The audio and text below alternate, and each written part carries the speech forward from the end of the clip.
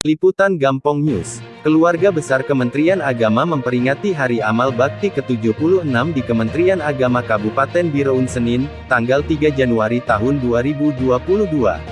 Bupati Bireun Dr. Haji Muzakar Agani MSI, Kementerian Agama mempunyai peran penting dan strategis dalam meningkatkan pemahaman dan pengamalan ajaran agama, serta mewujudkan tatanan kehidupan beragama yang toleran dan ramah bagi semua. Kepala Kantor Kementerian Agama Kabupaten Bireun Drs Haji Zulkifli Idris MPD, melalui Kasubag TU Kabupaten Bireun Iskandar SH menyampaikan, Kementerian Agama hadir sebagai payung teduh bagi semua unsur umat beragama. Memberikan pelayanan prima bagi masyarakat yang membutuhkan pelayanannya, dan menjaga Pancasila, Konstitusi, dan Negara Republik Indonesia untuk tetap dalam jalurnya. Kasubag TU Kementerian Agama Bireun Iskandar SHI juga menyampaikan, kegiatan Hari Amal Bakti ini dilakukan tiap tahun oleh Kementerian Agama Kabupaten Bireun, berhubung sekarang keadaan sedang pandemi, dilakukan dengan sederhana menghadirkan beberapa perwakilan saja. Adapun kegiatan yang dilakukan: 1. Penyerahan piagam kategori olahraga bola kaki, badminton dan tarik tambang. 2. Kegiatan Purna Bakti. 3. Penyerahan lambang Satya Lencana. 4. Serta penghormatan dari pemerintah kepada pegawai kementerian yang sudah bekerja selama 10 tahun, 20 tahun, dan 20 tahun ke atas. Assalamualaikum Pak. Saya Pak Media Liputan Gampong Pak. Nama saya Adi Salim. Jadi di hari peringati Departemen Agama, Kementerian Agama yang ke-76 ya. Nah, ini gimana nih Pak kalau di Bireun ini?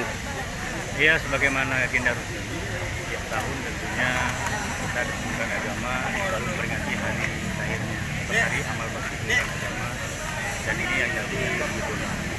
Walaupun kita pahami bahwa kondisi bangsa kita sedang membutuhkan ini, akan tetapi kegiatan ini kita lakukan walaupun dengan sangat sederhana.